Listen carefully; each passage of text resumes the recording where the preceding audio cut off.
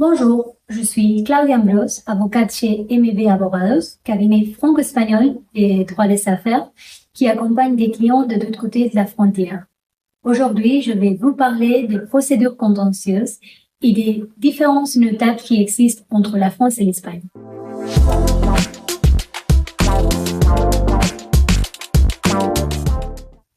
Tout d'abord, il est important de savoir que les avocats espagnols ne jouissent pas d'un pouvoir ad litem général, c'est-à-dire un mandat de représentation en justice. Ainsi, lorsqu'un client souhaite que nous défendions ses intérêts, il sera nécessaire de nous accorder un pouvoir notarié spécifique, nous habilitant à nous représenter devant les tribunaux. Si le pouvoir est octroyé en France, une traduction assermentée sera requise. Les prérogatives de ce mandat, dénommées Procuración por esta en justice ou en espagnol Poder para pleitos, s'adapteront au type de procédure engagée et devront inclure des avoués compétents dans la juridiction concernée.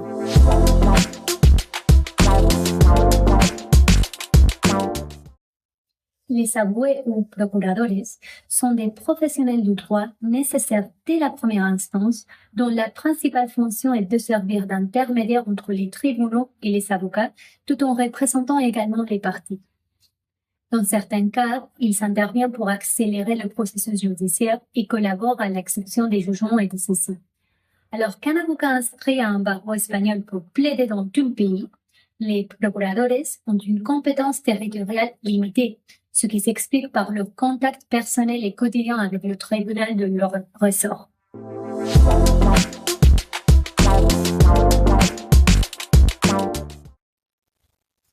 En Espagne, les procédures civiles et commerciales s'articulent principalement autour de trois étapes clés.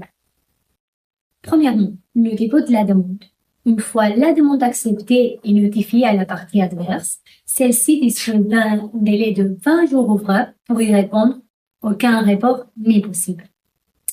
Deuxièmement, l'audience préalable.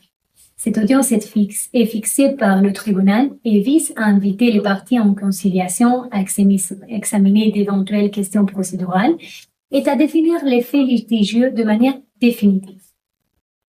En troisième lieu, le procès ou audience principale, au cours de laquelle les preuves autres que les documents écrits sont examinés par les juges. On parle des interrogatoires, des expertises, témoignages, etc. Si le juge l'autorise, des conclusions finales orales pourront être formulées, mais elles devront être extrêmement concises.